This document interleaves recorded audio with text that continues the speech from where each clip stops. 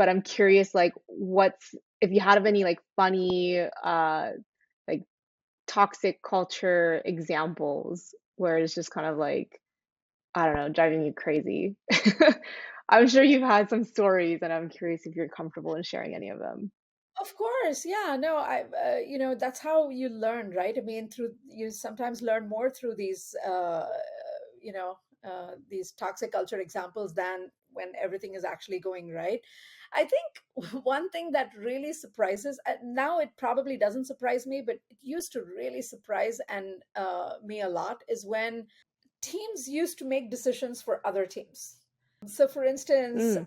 um, a product manager would say, gosh, I mean, the design of this experience should be, in a completely different direction, or the UI should be, in a very different place, or say a salesperson says, oh, we should use this technology stack instead of the other technology stack.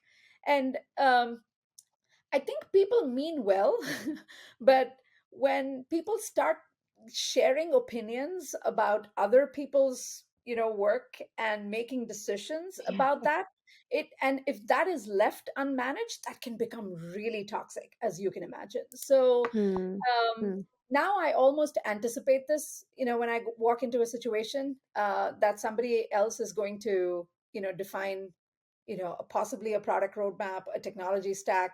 We're probably going to have some preconceived notions on what the sales cycle should be or what the marketing strategy should be. But just knowing that up front, putting that on the table, and just making sure that we are able to drive clear roles and responsibilities and areas of accountability in terms of like who is responsible for Hmm. what, and Mhm.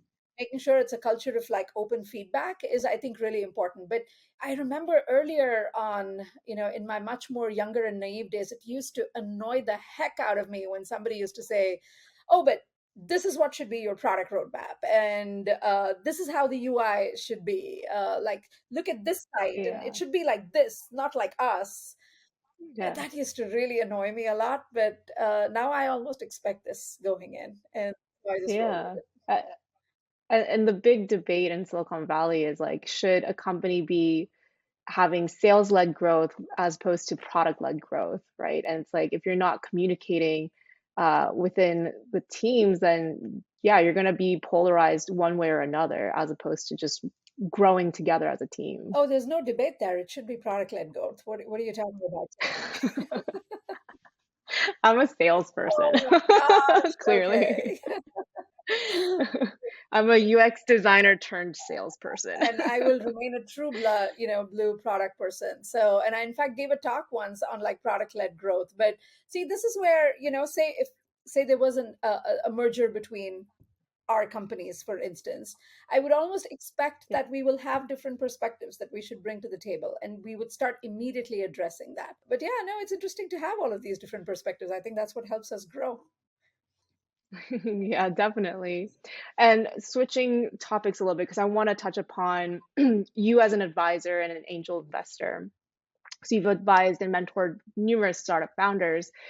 Is there a particular success story or memorable experience that you can share that highlights?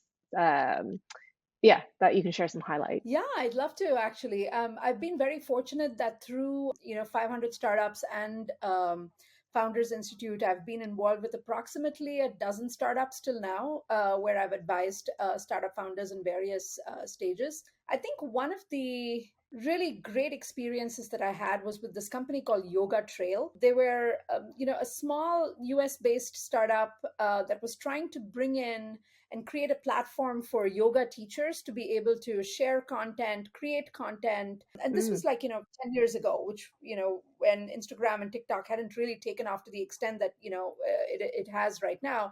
So we needed alternate platforms in terms of like creating content. And so they were going through this really interesting milestone of how do we expand? Do we expand? Um, the founders themselves were planning to move to Thailand and were really concerned about like, is it even possible to like operate a business with US funding in Thailand? mm, So what I really enjoyed about that experience, and I spent about 2 years with them before we both came to the conclusion that I think they probably need a different type of like advisor or mentor, given the stage of the company that I was in. And I was struggling for time in a way to be able to help them to the extent that they want. What I really enjoyed about that experience was threefold. One was it truly played to my experience of building, online communities and marketplaces, bringing people together, scaling Mm. globally. A lot of challenges in terms of like localization and globalization, etc., which I'd gone through many times at eBay. And and the third and most important thing probably is that I learned so much about how the US funding process works, how startup funding and fundraising actually works in the United States, in Silicon Valley, and how they perceive supposed moves to different countries, either positively or negatively. And by the way, it was all positive. Everybody encouraged the founders to move, and they ended up moving and created a successful business for the time that it existed, from a remote island in Thailand that they actually worked in. And so I think that experience for me was really positive, because one, it played to my strengths, so it was easier for me to like dig my heels in and feel like I was productive and valuable for the company.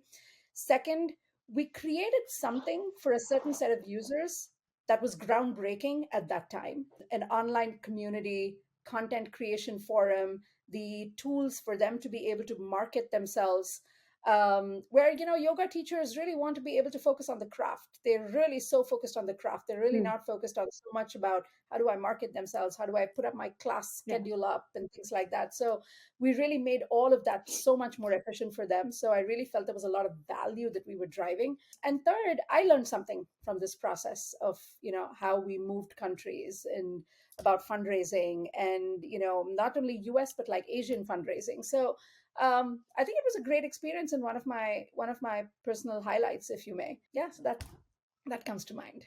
Yeah. And so what happened to the team?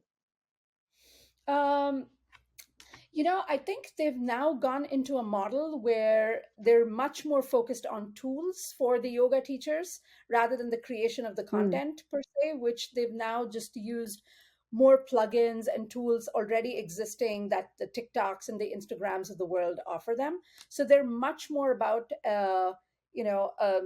almost like an SMB platform for these yoga teachers that help give them the kind of tools that they need to be able to succeed. It's a challenging market. I mean, since Yoga Trail came up, there is so many SaaS SMB products that actually came up that did exactly what they did for a different business segment that could be attributable to yoga teachers and could be easily configurable and attributable if a way, but just many SaaS products like that. So I think they faced a lot of competitive headwinds, and Mm.